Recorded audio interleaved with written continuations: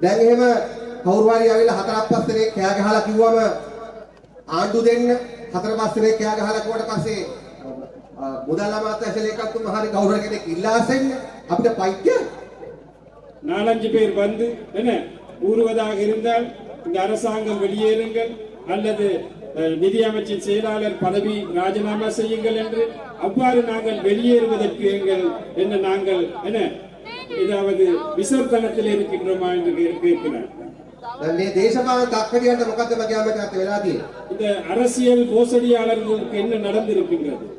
අර කොල්ලන්ගේ භාෂාවෙන් කියනවා නම් දැන් ඒගොල්ලන්ගේ ඉත්‍යාව යන්න පටන් ගන්නවා.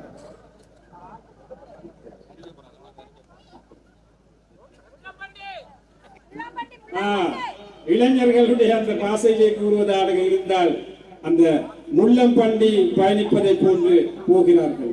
මැයි මාසෙ විතරක් වීරවංශගේ නාමල්ගේ ශශීන්ද්‍රගේ කෙහෙලියගේ මර්නී සිල්වාගේ ප්‍රියංක විජයරත්නගේ මහින්ද රාජපක්ෂගේ පුතාලගේ මේ ඔක්කොගම ඒ වගේම රවි කරුණානායක මේ ඔක්කොගෙම මැයි ජූනි සරණ කුරුණාතන මැයි ජූනි මාසවල නඩු සෙට් වෙලා තිබෙනවා. இந்த மே ஜூன் மாதம் அளவிலே எதிர்வரும் காலங்களிலே தோழர் கூறிய ராஜபக்ச அணியில் இருக்கும் குடும்பத்திலே கணிசமான நபர்களுக்கு இந்த அரசாங்கத்தில் கடந்த அரசாங்கத்தில் இருந்த கணிசமான நபர்களுக்கு எதிராக விசாரணைகள் தொடர்ச்சியாக நடத்த இருக்கின்றன.